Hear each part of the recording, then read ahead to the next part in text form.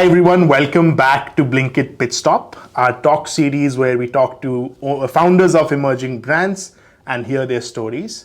Today we have Meghana from Slurrp Farm, a brand focused on kids and toddlers with pancakes, cereal and more, made with super grains and no refined sugar. That's correct. And it's already valued at 10 million US dollars and is in 15 countries all over the world. Welcome, Meghana. Very, very happy to be here and meet you, AG. Thank you for making the time to come speak to us. You said everyone asked me about the story of the brand. So let's start with that. Tell us how Slurp came to be. So, it's like I said, it was not that I said, I want to start a food company and who should I start this with, right? The co-founder came first. So Shauravi and I have been friends for a very long time. Yeah. We were both in the jobs that most people sort of aspire to have. She was at JP Morgan, I was at McKinsey, quite happy also, and not like sort of unhappy or anything like that, but had always talked about, starting something together. But it was one of those things, you have a glass of wine, you have a great conversation, and then you go home and go back to your job. So it was. So you were both in London together, as I read from reading about the brand. Yes. And if you would, this was triggered by alcohol. That let's start a company together. Is that what you're saying? Little bit. And then after I had my daughter, so at this point I've moved to India, sort of still working with McKinsey, and she came to see her, and she's like, "You're never going to leave now." I said, "No, why?" Oh. Let's talk. And, I'd spent a decade at McKinsey this time, and I'm like, it's been a wonderful, I've learned so much, made some of sort of my best life friends. She said you're never going to leave McKinsey, not never going to leave India. No. This thing, never going to leave McKinsey. Or like your sort of stable job, so to speak. Right. So I said, no, nothing like that. Let's do this. And, we arrived at the space pretty quickly. Okay. Because really the need was very clear. So the personal need had started to sort of show up. But actually, even before that, at McKinsey, I ran the public health practice. Okay. So sort of had a very good, that 30,000 foot understanding of, malnourishment, undernourishment, obesity. Right. This is happening across income groups. The magic really happens in that first sort of 5 to 10 years of a child's life, right? So getting that right is critical. Okay. So we just felt this was a space that, there's a clear problem, a very clear need, also a massive opportunity, right? To build something, sort of a business really with purpose, but which can be a very sizable business over, it'll take you a decade, 2 decades, 3 decades to build. But we've got nothing else to do, so here we are building. What were some other ideas you at least considered, but then decided not to pursue besides this space? We arrived at this space very quickly. Okay. The need was so clear. I think there was some sort of like a sex toy business at some point we thought.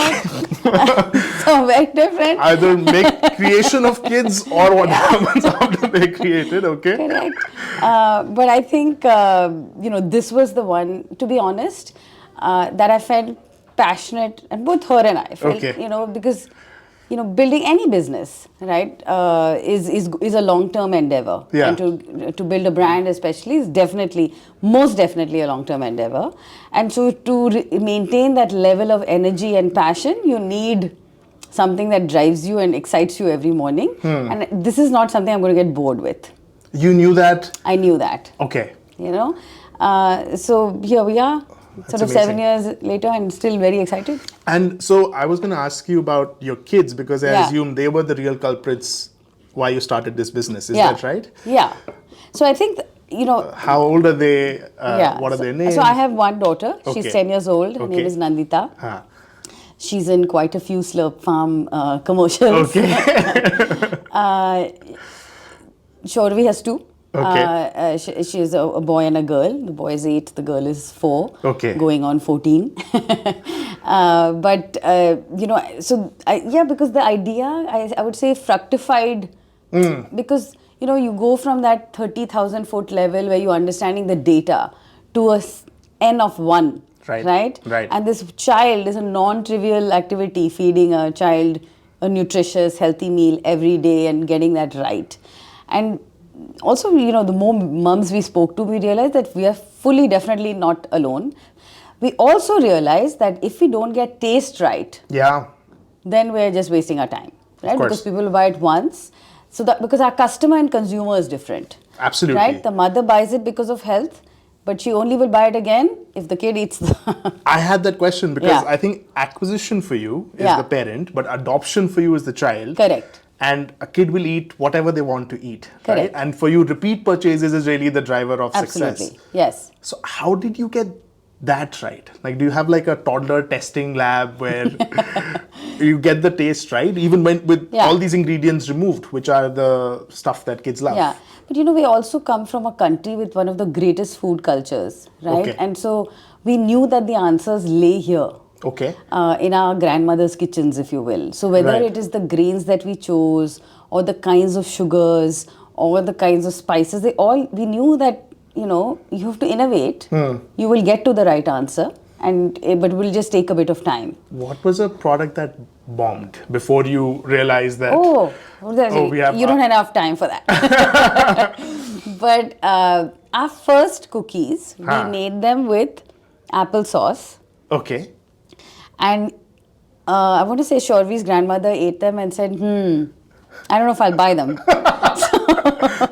And then there was some that if you threw them against the wall, they bounced back. So they were so hard, right? So there's, we've had many, and I would say in order to get to that right product, there's lots of trials, lots of hits and misses. And the job is to go on innovating, right? This is what we're going to be doing till the end of time, really. What's your daughter's favorite Slurp product? So she loves the chocolate pancake. Okay. That has always been a favorite of hers. To her school, she takes the tiffin, the bus tiffin, is the sort of the cereal. That's a ragi cereal made with basically in the shape of stars and moons, and then of course the noodles. That's everybody's favorite. So I'm sure as much as she loves Slurp's products, Yeah. she can't like stay from a Sour Patch Kids or even a good old dairy milk. What's a product Yeah. that when she eats, you feel like she's cheating on her mom's business? So I don't feel like that at all, firstly. But a lot of the innovations have come because of moments like that. So I say the Star and Moon cereal came because Shauravi was on holiday with with her family, and her son was like, I really want to eat that chocolate-looking cereal. Right. And then she called me. She's like, "Man, we've got to do a better job of this. Right. That has color and maida in it. Come on." So I was like, "Okay, off to work. Let's do this." Right. So I think more than us feeling that this is where innovation will come from, right? Ideas come from All those moments where they choose something different. Yeah. You diagnose It's why literally that actually is. as if you look at our portfolio, it's as our children have grown, the portfolio has grown. Wow. You know, and now so literally when do they need a bus tiffin? That's how the I would say the first 50 products happened. Something that you're mentioning reminds me that for kids, not just the taste, but the color, shape, characters also play a role in we the have adoption. a pink dosa and a green dosa. So yeah, how did were you always aware of that, or that is also Yes. something that you sort of figured as you were evolving? You know, the brand? the first products that we tested, we made like 7 different cookies. Okay. And we said we're going to launch 3 of them. How do we know which 3? Yeah. Like if I had picked, we would have really picked incorrectly. Okay. So because you were picking based on taste alone. No, not just but what I like, what an adult perceives as taste and texture is very different from a child. And so we went to a lovely preschool in Gurgaon, actually Anand School. Okay. We wrote a letter to all of the parents saying that we are these sort of 2 mums trying to find an answer. We sought permission, right? Because we're testing with children. So there were about 200 kids. Okay. And firstly, only 3 parents wrote back saying you can't do it. Everybody else was like, knock yourself out. If you can feed my child anything healthy, great. So, which was itself really wonderful to hear. Yeah. And then we did a tasting. So we had all this is the recess, and you have your products laid out. Correct. Okay. And so first we were like, so kids like the shaped ones first. Okay. Okay. And then we had this just most delicious peanut butter and chocolate cookie. Oh. Ye to khatta hai. Achha. Reject. So I was like, wow, saved that bullet. Right? So that went out the window. So really the really basic flavors, which were clear. Kids are very sort of Japanesey. They like the just the plain ragi chocolate. What an the plain insight. cheese. Yeah. So that worked really well. Amazing. And literally those children on that day picked our first 3 products. One thing I loved about your packaging is that instead of the registered trademark symbol, I'm sure that's there too. Yeah. It says made by 2 moms. You Yes. know, and I thought was, people say organic, USDA approved. I thought that little logo was an excellent way to tell the customer that Yeah. I have empathy for you. Yeah. Whose idea was that? So, Umang, our third co-founder, Okay. is sort of, the way the brand looks. Between him and Shauravi is the way the brand looks and the way we communicate. I say she brings the mum hat. He's a parent too, but she definitely brings the mum hat, right, onto sort of beyond the product, the taste of the product, and it's all of us. But that the way to communicate to another mother, I would say is really both of them together is where the magic lies. And it really felt like, this was deeply personal. Right. And The business, you the mean? business. And so it's made by 2 mothers. Right. Yeah. What are some of the other, I would say, thoughts or considerations you've put into packaging to create that connection with the customer, right? Like this logo is one. I think the typeface is one. What are some? This is a Umang interview question, but because I'm always like, so I'm the one that jaldi karo launch karte hain, right? Got it. And he's like, aise nahi hota. Wait, it's going to take time to get this to look the way it does, right? Yeah. And brand is really important in every aspect of our communication. So packaging is just one piece of it, right? Got it, right. Sort of from an Instagram post, which is so ephemeral, to any video that we create, whether it's with a sort of Anushka Sharma, huge movie star, to sort of a video that I'm in, or and just sort of our team is in. They all have to look a certain way, right? It speak a certain language. Right. So I think we do that quite carefully. I think Slurrp Farm has realized, at least the way this brand is, yes, it's very serious business of getting healthy food to kids, but food is also fun. Yeah. Right. So, and the magic is the colors of food, and that's all really important. And most actually health food brands, this was my pet peeve, used to always be in one very sad looking cardboard looking box, like no? green and white and then very green sparse, label, right? very Japanese. Yeah. But then we were like, but why? Yeah. Right? Why the color? We're putting all natural. Like there's a beetroot is what is making the dosa pink, right? Right. But like the color, the packaging color can be artificial, like a red color. So I think for us it was about bringing that color, bringing the animals of India. So it's Slurp Farm. Slurp is the noise. Farm is the farm Great of name, by the way. So Slurp Farm is that the monkey and the sort of the tota and all, very much Indian animals, telling the story of, like most parents will call their kid a monkey affectionately, right? So it was just like a play on all the feelings that a parent has towards their child, and kind of bringing all of those messaging together. So let's talk about what you said. My role is jaldi karo. So what is the part of the business that you focus on and own? Yeah, so I'm co-chaser 1. Coach. And Shauravi's co-chaser 2. I read that and I was reminded of a podcast I was listening to about Estee Lauder. Yeah. And how she got into Harrods in London. It was truly a story of chasing and persistence, right? Yeah. Tell us a story where, the chasing persistence is what got Slurp to somewhere you wanted to get to. Sometimes actually I think there are lots of stories like that at every instance. There must be one that were important or fundamental to how your journey has played out. I actually think it's the opposite. There's sometimes it's also good to just wait and watch and fix until you're ready. So for example, we took our time raising capital. The same investors that invested us in December of 2020, we had sort of been talking to them since 2017. And it would have been a foolish errand to raise that money in 2017. In terms of persistence, was, more than also listening to the consumer, maybe, I feel. Okay. Like we're obsessive about that. So because really, like, at the end of the day, this is what this is all about, right? It's about, yes, it was started as solving our own problem, but it's also solving the problem of other mothers. So what is that exact pain point in the day? How is it solving? What can we do to make it better? And it's not always about, is there too much, sort of mirchi in the product, not or cinnamon in the product or cardamom in the product, right? Those insights are very useful, and we're constantly sort of fixing and tailoring for those sort of product changes.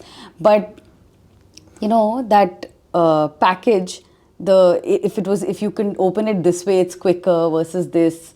There are just so many insights we get from the Small consumer, details, yeah. But it makes that mother go from, somebody said to me, he said, you've refined this so nicely now. It's packet se pet tak under 10 minutes. Oh wow, beautiful. And I was like, that's such a nice tagline. We should say app se pet tak 10 minutes as Blinkit. You guys, of course, have made it amazing. But yeah. So 2016, 2017, you started the business. You identified the space. You did all this testing. Yeah. Tell us how the early journey of going to market. How did you create demand for the product? What kind of marketing strategies worked? Yeah. And how did you solve for distribution? So I think, the timing in some ways, if we had started this business a decade earlier, this whole, firstly, we'd be late to we'd miss the opportunity of the online game. Right. Which happened because our timing was, in some ways, we were lucky. And 2016, 2017, Amazon Launchpad is happening. Big Basket is getting, really getting traction. So we were in some place at the right place at the right time. So on day one, just think, right? In 2010, you couldn't be a national brand, but you could, in theory at least, be accessible to anybody across the country on day one, which was very exciting. Yeah. So that was one piece, right? So we worked with all of these e-commerce. With Amazon and Big Basket to begin with. Yes, there was no Blinkit then. Yes, not even Grofers then. But yes, we would have been 100%. We worked with every single sort of, First Cry, so on and so forth. So that was, I would say, why not retail? Why wasn't... No, we did a little bit of retail, more as from an experiment point of view, to try and understand how does this whole thing work, right? You have to understand that neither Shauravi nor I had built a sort of food an FMCG business of any kind. So we just said, like, this seems like an easier way to do this.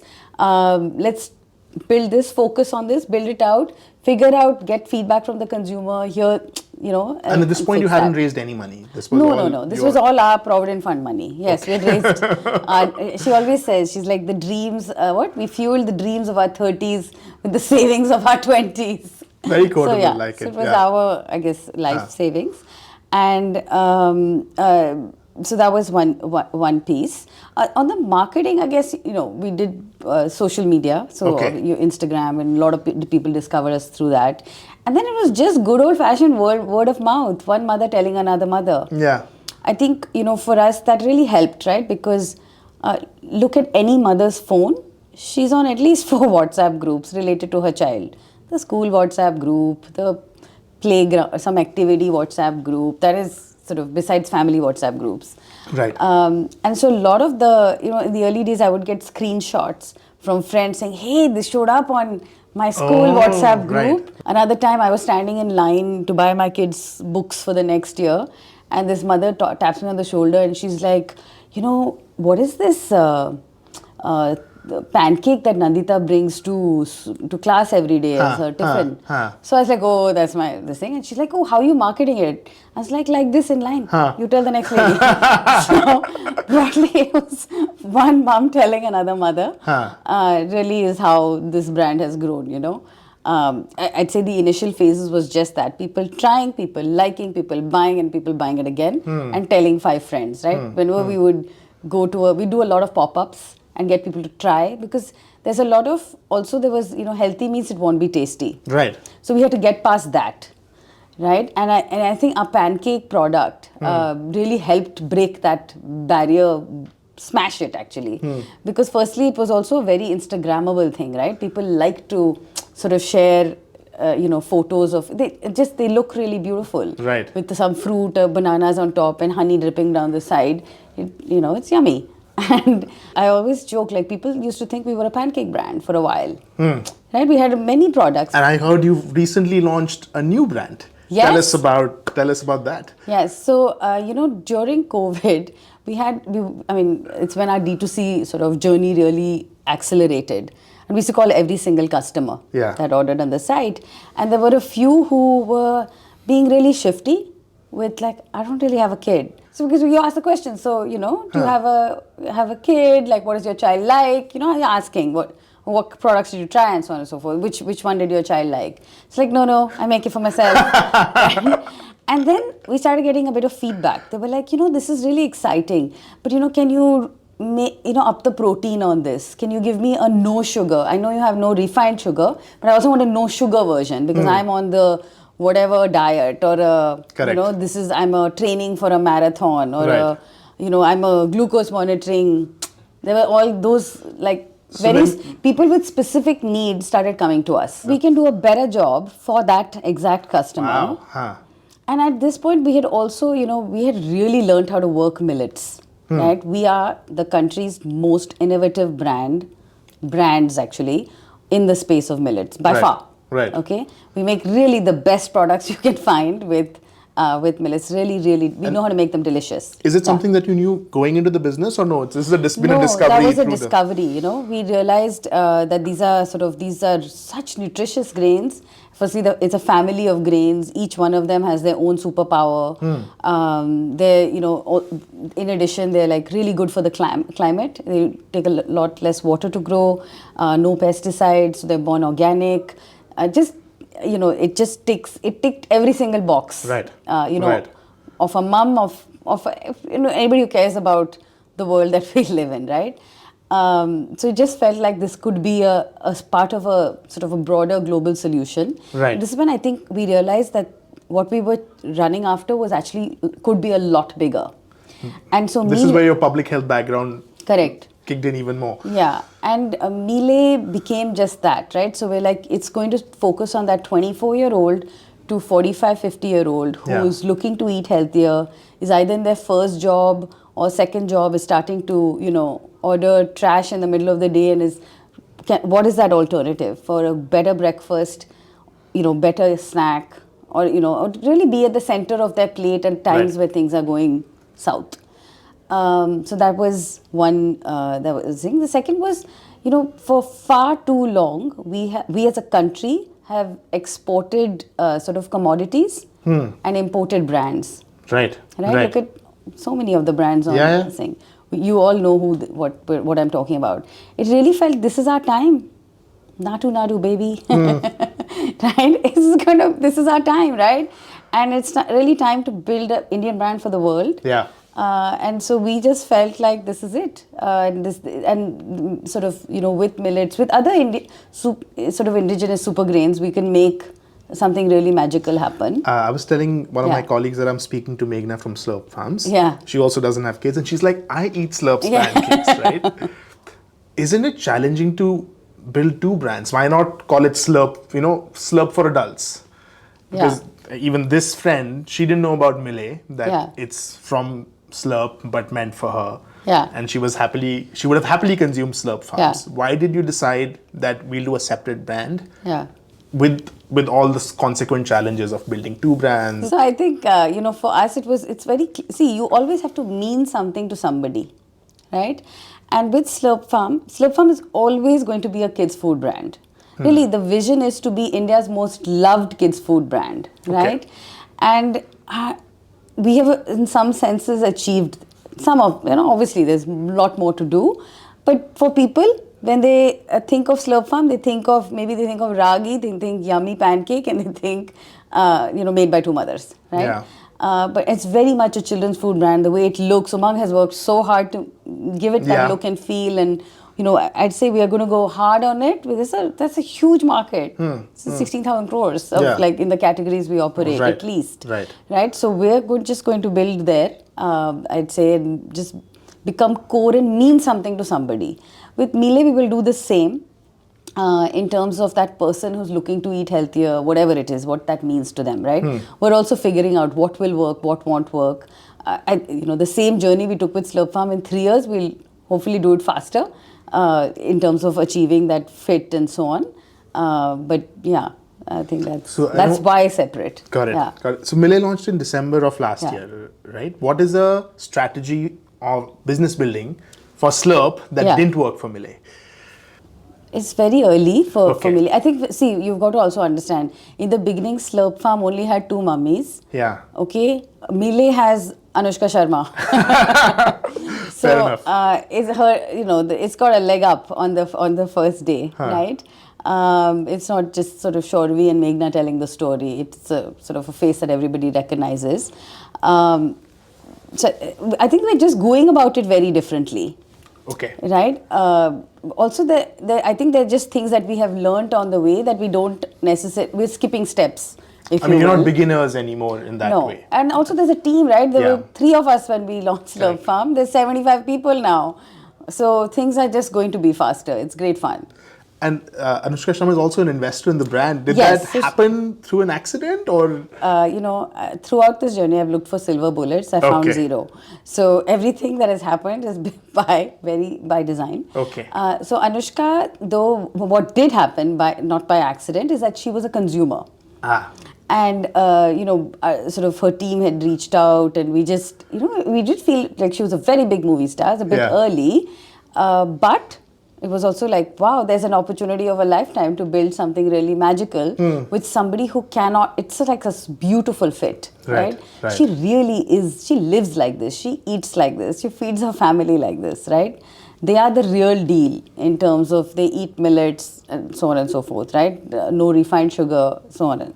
Just all of it takes all the brand principles they sort of Anushka lives by. So it was just a very nice fit, and it was quite important to us to get that right. Right? This is not just a movie star standing next to a packet. This is somebody who really eats like this. Right. So Meghana, was reading your backstory. You are a national level swimmer with hundreds of gold medals. Yes. You were at McKinsey. You were in Harvard MBA. Yeah. When did you know that you're someone who can't settle for average? Like, how did you know that you were this ambitious? Wow. So, firstly, a lot of these things, people just, when you read it together, it seems like a lot. Yeah. But this was all, and everything had its own time. Right. Right. So, firstly, I had an A-type mother. Okay. Who actually was tremendous and is, as a child, I started to swim. I really enjoyed it. The poor lady tried to make me do Bharatnatyam, music. I'm sort of Tamilian. So, every Tamilian girl does a bit of Bharatnatyam and a bit of music. And I was like, my feet hurt. I get cramps when I dance. When I sit down, I get cramps. I just can't sing. So, I sort of, all those. And in the swimming pool, I just loved it. I think I just loved the freedom, the water, how the water felt against my body. I can still, if I close my eyes, I can feel it. Right? So that was pretty magical. Yeah. And then also, I just loved winning. Yes. Okay. Yes. This was what and I was willing to do anything for it. Yeah. Which is like work harder than everybody else. Just do what it takes, right? Yeah. I have 400 national gold medals, and that came over a decade. Right. I went to the Asian Games, and really it was a phenomenal.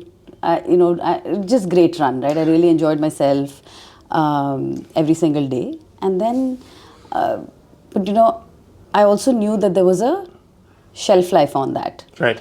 There was going to have to be, also I feel like this is that age where we all are going to have multiple careers.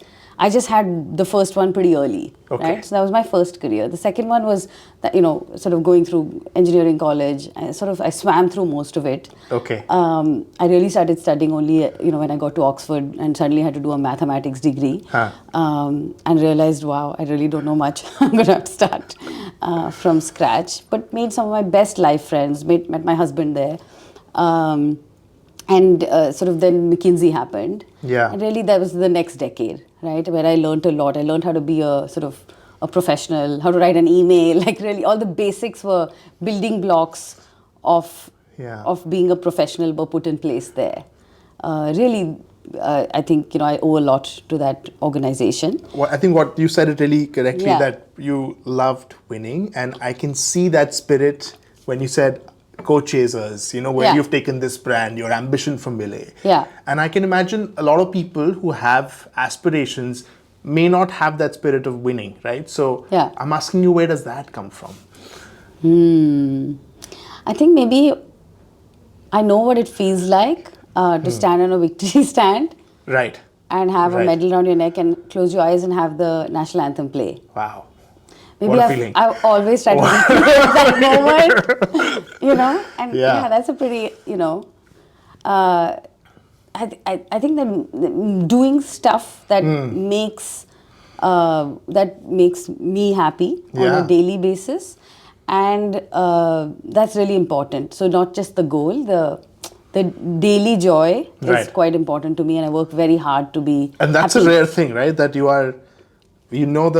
the win and the success, but you're also happy in this moment. Yes, yeah. That's quite important to get right for me, that balance. So I solve for that by surrounding myself with people that I really like, right? That I really enjoy working with. So sort of working with Shauravi has been one of the joys of my life, right? So I think that is nice. And not just her, like our entire sort of, Right. my ex-co now that I work closely with on a daily basis is great fun. They laugh at all my jokes. You mentioned your work with, you were heading the public health practice at McKinsey, right? Yes. Which is all about larger systems and how all of these subsystems come together. Yeah. And I know with Slurp and with Millé, you are able to serve certain categories of customers. Yes. But how does it fit into that larger systemic vision or ambition that I imagine that you have? Yeah.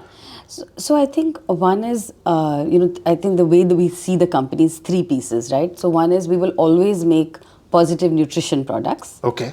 And, as we go channel by channel, city by city, cluster by cluster, we will make products that cluster needs, that city needs, and Okay. so on, right? At the right price point. So it has to be tasty, it has to be affordable, it has to be convenient, right? And the nutrition is a given. So, that trifecta we have to get right. And, we're constantly innovating in order to get there. So that's one piece. The second was like good for the planet, right? So a choice of grains, over time our packaging, the way we think about, so, recycled, the boxes that we use are from recycled paper. Got it. So on and so forth. Just thinking through every aspect, our D2C boxes you will not find covered in 18 layers of plastic, for example. Things like that. And finally, sort of 1% of all our revenues goes to Akshay Patra, which is India's largest sort of, NGO Yeah. that does meals to kids to keep them in school. Right. With like state-of-the-art kitchens. It's a really fantastic organization. We are quite aware, right, that right now our products cater to children of a certain income groups and so Yeah. on. And over time we know that we will build products for everybody, right? But you have to start somewhere. You can't, sort of be everything to everybody. You'll end up being nothing to anybody. So I think for us, we see innovation and not a one-time thing. Right. It's like constant, right? And you have to innovate for who your customer is. As you go deeper into channel, you have to figure out what the answer is. And what is the larger ambition? Like in a few decades, are there more brands, more countries? How do you see this? So it's something we tell literally every month. We have a town hall, Right? And we have a very clear goal of to reach 100 million people every month across 2 brands, across 3 or 4 countries. India being the primary one for Slurrp Farm, and Millé will be India and the US, and then some other diaspora markets. Amazing anchor to have for Yeah, you and the yeah. organization. I know you described how when you launched in 2016, because there was Amazon and you could be a national brand on day one. Correct. How does instant grocery now in 2019, 22 change the game for you or help you as a brand owner? Yeah. So, I think we are also learning what works better on these platforms. Okay. Right? Within our product portfolio. Yeah. So, our snacks work really well. That morning breakfast thing, right? Our upma packet it's like basically you make your own upma. It's ready in 3 minutes. So that kind of stuff works better on these platforms. Okay. Our pancakes are just a favorite, so that product just works well on any platform. certain toddler cereals, the instant ones, work better on these platforms. So basically, it is really that person who's in a hurry, right? Got it. In the morning, like, actually, our head of sales said, "Kabhi kabhi, I'll be chopping the onions and this thing, and then I like, ye nahi hai, and then I'll order it." I was like, "You don't switch off the gas?" She's like, "Nahi, wo aa jata hai." Yeah, so I think actually you guys are helping us be really unplanned. That is one of the behavior changes that we are. No, you're fueling that. We are fueling that. Yeah. What is something that you would love to leave Blinkit Pitstop's audience members with? If you're building an sort of a company of any kind, right? Remember, it's a long game. And the magic really is in sort of getting better every day. How long? Like decades? It doesn't matter, right? Like I feel this is the, Shauravi always jokes that Meghana learned her best life lessons in swimming pool, right? Not at Harvard Business School. And what was one of those lessons? It's that every day get a little bit better. Right. Just there's no secret. I wish there was. I have not found it. If somebody finds, please let me know. But broadly, every day get a little bit better, and that's where this thing. And surround yourself with people that you are going to enjoy working with, right? Because otherwise, it's really quite hard. I think. I think that's the make some good friends because we spend a lot of time at work. Yeah. So we might as well be with people we have fun with. And that's one way to enjoy the days yes. and then keep your eyes focused on the goal. Yeah. I have one last question for you. So I've never tried any Slurrp Farm product yet. Okay. But now that I hear adults also have it, let's say I spend one full day, breakfast, lunch and dinner on Slurp. Okay. What should I start? What should be my breakfast? What should be my lunch? And what should be my dinner? Okay. I can only eat Slurp. Okay, there's lots of options. So you can start with our sort of cereal. Okay. We have like a chocolate moon and stars. Okay, chocolate moon and star cereal. That's my breakfast. That's your breakfast. I'm going to create my cart right now. Your 11 a.m. you can have a snack as like a pancake. If you're at home working from home, you can do that. All right. Or we have like little snack packs that you can sort of open up and eat. Perfect. What kind of snack packs? These are like chips? No. Yeah, not chip, like not a potato chip. It's a ragi and sort of jowar extruded snack. Okay. But it's like comes in really yummy flavors. There's a very yummy cheese and herb and a tangy tomato. So cheese and herb snack, 11 a.m. sorted. Like it's almost lunch now. Correct. With your coffee, you can have that. At lunch, you can have noodles. Okay. You can have noodles. You can have it with however you like it. It's like a hakka noodle. Coming soon, and there's an instant version, soon to be launched instant version, and a hakka noodle. Okay. And for evening snack, you can have a dosa maybe as a roll. I'll try maybe the pink dosa. Yeah, the beetroot dosa is one of my favorite products. And then for dinner, you can have pasta. Sorted. I will try this menu and I'll tell you how this goes. This is great. I never thought of it as a whole day. Thank you so much, Meghana, for taking the time to talk with us. Very happy to be here. This was fun.